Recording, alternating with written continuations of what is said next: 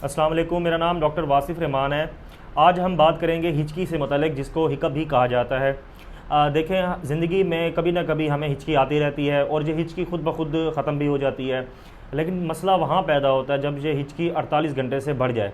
इस वीडियो में हम ये समझेंगे कि ऐसे कौन से तरीके हैं जिनको अपना कर हम बग़ैर अद्वियात के इस हिचकी को रोक सकते हैं। सबसे पहले ये समझना कि हिचकी कैसे पैदा होती है। तो इसका जो एक तरीक़ाकार है वो अगर मैं सादा अल्फाज में बताऊँ तो ये है कि हमारी चेस्ट कैविटी और एब्डोमिनल कैविटी के दरमियान एक पट्ठा यानी मसल होता है जिसको डायफ्राम कहा जाता है।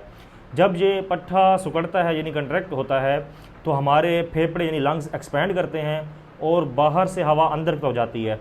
तो जब ये हवा अंदर तो जाती है तो अचानक से विंड पाइप क्लोज़ होता है, जिसकी वजह से ये एक आवाज़ आती है जिसको हम हिचकी कहते हैं। अब इसकी वजूहात अगर देखी जाए तो बहुत सी हो सकती हैं। इनमें कुछ ऐसी हैं जो कि बेज़रर हैं और कुछ ऐसी हैं जो कि किसी ख़तरनाक बीमारी की तरफ इशारा भी कर सकती हैं। असल में हिचकी मसला तब पैदा करती है जब ये 48 घंटे से मज़ीद बढ़ जाए, तब हमें ये सोचना पड़ता है कि इसकी क्या वजूहात हैं। इस वीडियो में मैं आपको बताऊंगा कि इसकी जो बड़ी बड़ी मेन वजूहात हैं वो क्या हैं और फिर कौन से तरीके हैं जिसके ज़रिए हम इसको रोक सकते हैं। तो अगर हम दिमाग से शुरू करें तो इसमें एक बीमारी जिसको कहा जाता है मेनिंजाइटिस, दिमाग की एक लेयर है उसकी सोजिश की वजह से ये हो सकती है। इसके अलावा एक और बीमारी जिसको कहा जाता है एनकेफेलाइटिस। इसके अलावा स्ट्रोक यानी फालिज की वजह से भी ऐसा हो सकता है, या किसी रसोली या ट्यूमर की वजह से भी ये हिचकी शुरू हो सकती है। इसके अलावा अगर हम एब्डोमिनल कैविटी के अंदर आएँ तो इसमें मैदे के मसाइल, जिगर के मसाइल या फिर बाज़ औक़ात गुर्दों की दायमी बीमारी जिसको CKD कहा जाता है यानी क्रॉनिक किडनी डिजीज़, इसकी वजह से भी हिचकी हो सकती है।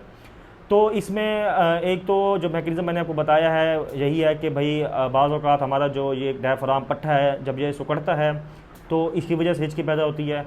और एक इसकी दूसरी वजह एक आसाब यानी फ्रेनिक नर्व यहाँ से गुज़रती है जो इस पट्ठे को सप्लाई करती है, अगर वो इरिटेट हो जाए तो भी हिचकी पैदा हो सकती है।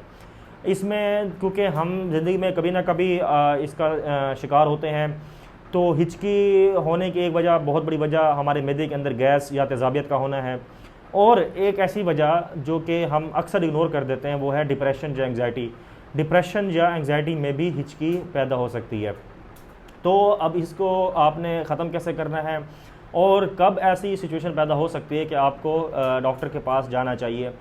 तो मैंने आपको बताया जब ये 48 घंटे से बढ़ जाए तो हमें इसकी वजह ढूंढनी चाहिए, जिसकी वजूहत मैंने दिमाग में आपको 3 से 4 गिनवा दी हैं। इसके अलावा CKD का मैंने आपको बताया, यूरीमिया का बताया है, इस तरह मैदे के कुछ मसाइल हैं।